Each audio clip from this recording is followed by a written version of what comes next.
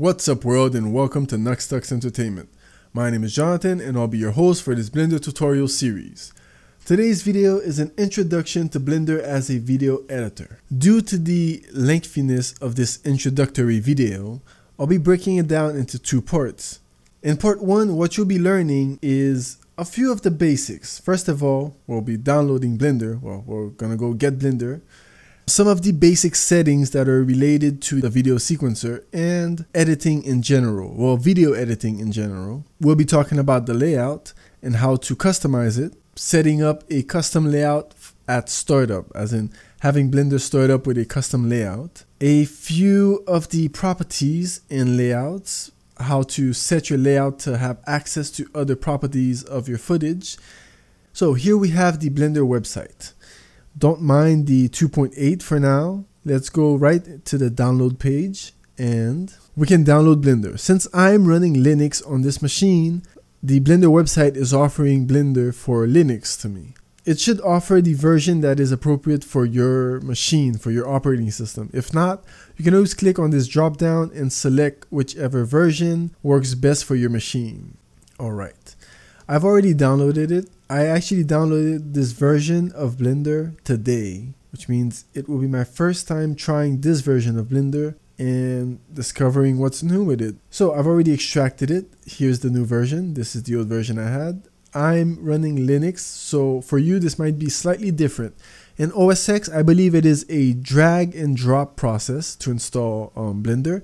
In Windows, it should probably just be a double clicking and executable and then installing. So let's open up Blender. This is not what you should see when Blender first starts up. This is my custom layout for Blender. When you first open Blender, what you will typically see is, if I load the factory settings here and open up the splash screen, this is what you should get when you first start Blender. Now, I've already gone over the interface in a previous tutorial. I'll leave the link to it in the description down below. You can check this out if you want to know how to navigate through Blender's interface and what some of these things mean, some of these buttons. Now, later on in the settings, we'll have the option to have the splash screen show up by default or not. Now, this will all be a question of preference depending on, your workflow or how you go on about with Blender. For example, in the settings, you will have the option to create custom keyboard layouts, and you have access to these right here on the splash screen. So if multiple people are using the same instance of Blender or on the same machine, but you each have your own keyboard shortcuts that you like to use, you can set this up, create different keyboard shortcut layouts, and have them available to you right here in the splash screen at startup or at any time. Alright, so I'll click away from the splash screen, and since I'm using Blender on a laptop, I would like to emulate the numpad buttons.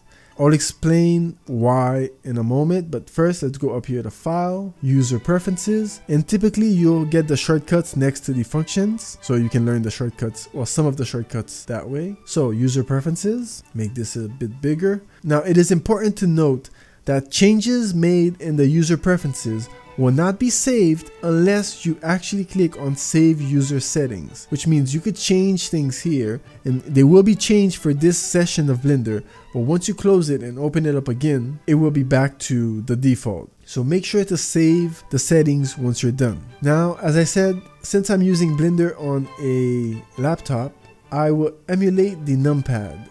If I hover over it, you get a description. So the main button 120 on my keyboard will emulate the numpad keys. As I said, I'm doing this because I'm using Blender on a laptop that does not have a numpad, and I actually use the numpad. Once I have this selected, I can close this window, and right here in the 3D viewport, I can now press 7 to get a top view. Now if you scroll in and out using your mouse, the middle wheel button, or if you're using a trackpad just by scrolling up and down, either with 2 fingers or with edge scroll, depending on your system, you can zoom in and out, which applies also for most other editors. If you're wondering what viewports or editors are, it's right here, editor types.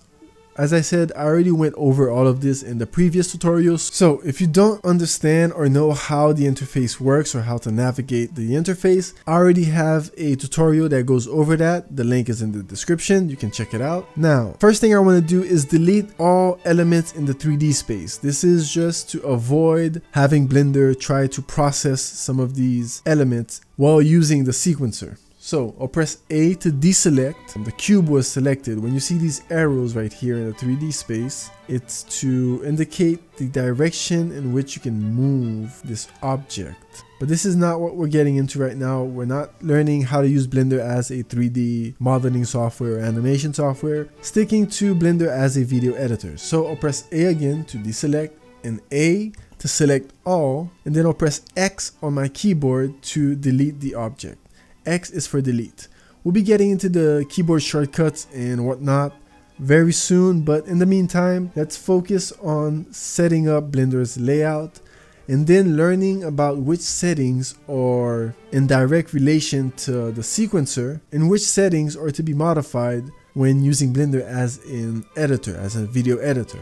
So I'll delete all of these elements, and now up here to the left in the scenes layout or screen layout, I'm going to go down to video editing. Along the way, we'll be customizing some of these layouts to better fit the workflow of the user. I say the user because each of you will have your own preference, your own workflow. So let's go to video editing. This is the default video editing layout that Blender offers you. We're going to change this and then we're going to save the layout so that Blender starts with this layout by default. Now remember what I said earlier, when you go into the user preferences, whatever you change will not be applied unless you save user settings. See, this option shows up no matter which tab and it applies for everything. Close out of that. I'm going to start by modifying the video editing layout before we get into the settings. Now change this over to the properties so that I can control the resolution of our scene, the frame rate, should it use anti-aliasing or not. You have other options such as the output. If you change the format here to FFmpeg, for example, you get the encoding settings that you can choose, your presets and whatnot, the quality, the level of compression, the codec, you have your audio codec. So this right here in the properties, in this specific tab of the properties, which is the render tab, allows you to control all of the parameters that have to do with your rendering process. So I like to have this right here, and also later on we'll be diving deeper into this, but you also have certain, I'm not sure if they're LUTs here, but they are color presets in a way. If you color manage this, so if we go right here, look, so yes, looks, you can choose different looks. You have a wide range of options right here. So we'll be getting into that later on, but just to let you know that you do have some interesting features available when it comes to Blender. So I didn't do much here. All I did was change this to properties, and depending on your workflow or your preference of display, or maybe you've used other video editing software and you like the way that their layout, you might be used to having a file browser. So if you're wondering how did we do this, as I said, I do have a tutorial that shows you how to navigate and modify the layout itself. You can check that out. The link is in the description. I know I might be repeating myself, but it's there and you can check it out. So if you're used to having a file browser, you can set this up right here to have your little file browser available to you on the side. And then you don't really have to collapse it or anything. You can just push it to the side and it's available to you anytime you need it. And then for those of you who maybe have used Premiere or have seen Premiere or Shotcut, you might be used to having two monitors. Well, not two monitors, but rather two image preview windows. So you can always set this up right here. So here we have two image preview windows. Or if you typically do a lot of masking or tracking, you could have this be the movie clip editor right here on the side at all times. And this would be how Blender starts up for you. Now, how do we save these changes? Because if you close Blender, all of this will go back to the default. In order to save these changes, you go up to Files, and then you go down to Save Startup File. It will make the current file the default .blend file, and it includes preferences, which means whatever you would change in your preferences, like waveform, for example, for when you import audio tracks. If you were to put it on, which means by default when importing audio tracks the waveform would show, then if you were to set this to on and then you save your startup file, then by default not only will you get this layout, the waveform drawing will be set to on. So that is how you save your changes, the changes that you've made to the layout. You can also create new layouts up here. Simply click on the plus button. It will duplicate your current layout, and then you can change the name, and then you have another layout. Let's see if I close this right here, remove this, make this bigger, VSE. It keeps the VSE layout. Alright, this is how you would generally modify your layout. As we dive deeper into Blender and then we start going through the series, you will find what works best for you. Now that we have our layout, we've customized our layout. Also, if you clip these two together and then you drop and then you grab it again, now they're kind of synced together. So, don't know. Maybe you'd like that or not. I don't know. But anyhow, now that we have modified our layout, we have it just the way we want it. We can change it afterwards. We'll just go into Files, User Preferences, and this time we're going to start changing a few things. For starters, we're going to go to Interface, the first tab. You can choose to enable or disable the splash on startup right here. It's up to you. Then, this right here controls the time code. The time code is this right here, this bar right here with the seconds and the amount of frames and whatnot. Now I typically set it to SMPTE compact, which gives you, if you hover the mouse over it, you get a quick description of it, which gives you the time code showing minutes, seconds, and frames only.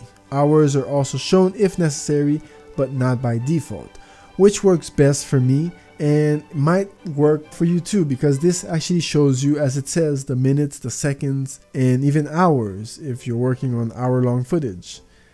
And that's typically how I set it up. I don't mind for this ever, but just hover anything you don't know what it does, typically by hovering your mouse over it, you should get a description or a definition for it. Now we'll switch over to editing. We won't be switching anything here just yet, but know that later on, I don't know if some of you have already worked with editing software or animation software, but curves, the Bezier curves, which would typically determine the flow of your animation in a way. And by animation, it's not just 3D animation, but also the transitions that you might create for your floating images or footage. It controls the flow of your animation. So then we have the input. This is where you control the input from your mouse and keyboard. Now, if you look right here, Blender typically selects with the right click. So you have to right click to select audio strips, video strips, objects, or whichever. And you can set this to left click. So, but by default, Blender is set to select with the right click. I have grown accustomed to it, and I actually like working with the right click to select. You can also save your keyboard shortcuts, as I mentioned earlier, and have them available to you in the splash screen or right here. You can search for specific keyboard shortcuts. For example, if we were to go to View All, right here, and then these are the categories, the editors that you're modifying the shortcuts for. Notice here you have Sequencer, and then you have Sequencer Preview. This is what it means. Down here is the sequencer, and up here is the sequencer preview. This is set to the sequencer preview, and this is set to the sequencer itself.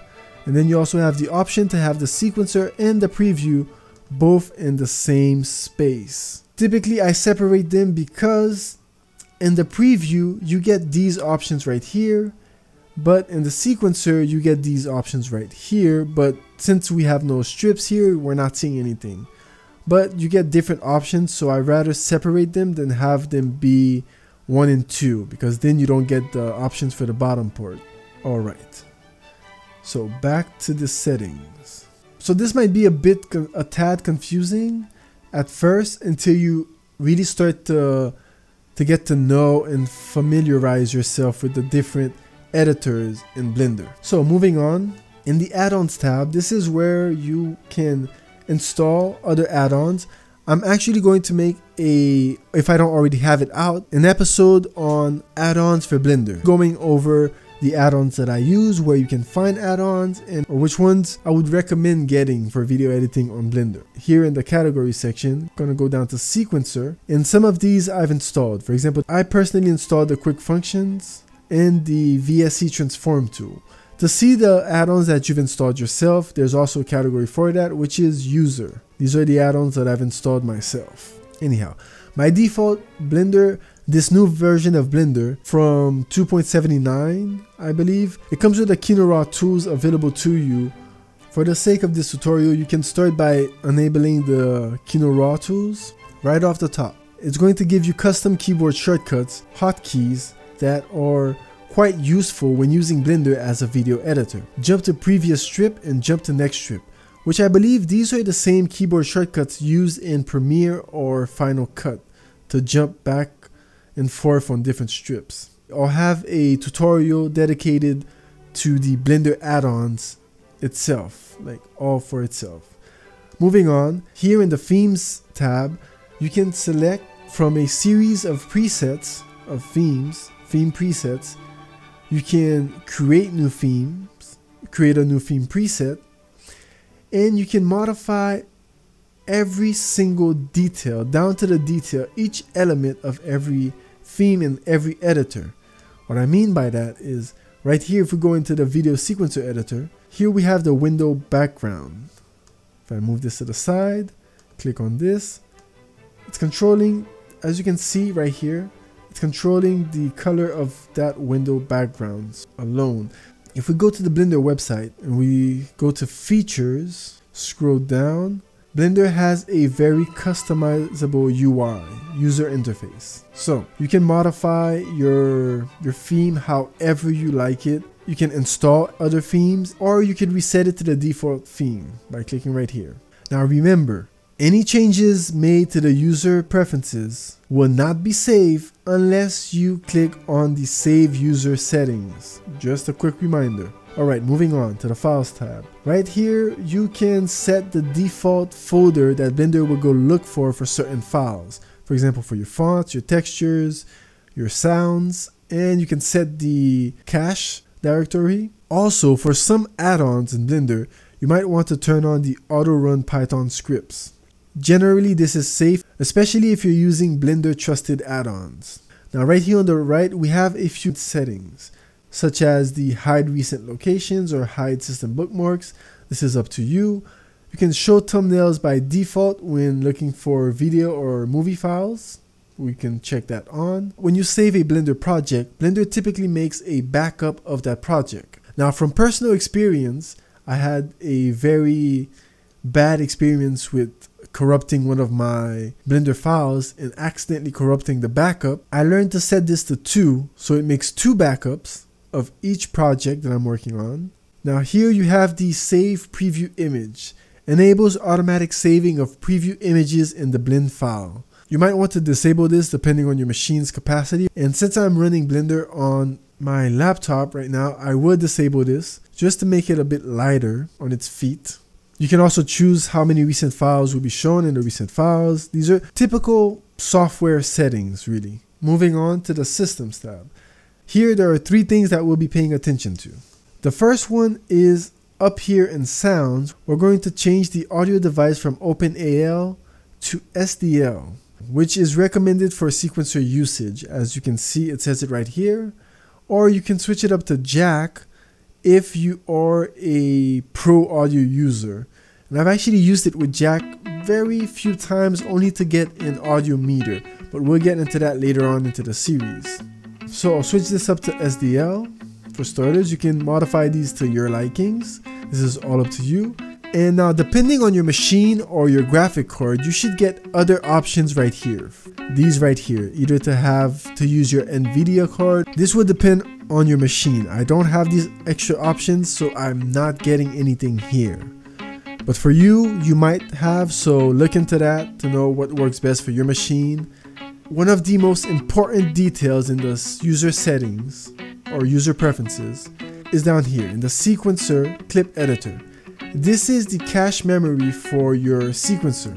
Now, depending on how much RAM you have available, you want to set this as high as you can without overdoing it. This laptop right here has 10 gigs of RAM, so I'll set this to about 7 gigs of cache memory. The rest is for the system. That's about it for now in the user preferences. Now remember, in order to save your changes, the changes that you've made to the user preferences, you have to click on the save user settings. Otherwise, all of this will be gone next time that you start a Blender. I already have my own custom settings, so I won't go and save this. I'll just exit out of this, go back to Blender. Now remember, for the layouts, you have to go to File and Save Startup File. This is to save the layouts and the preferences within the layout. And in the user preferences, you save user preferences right here.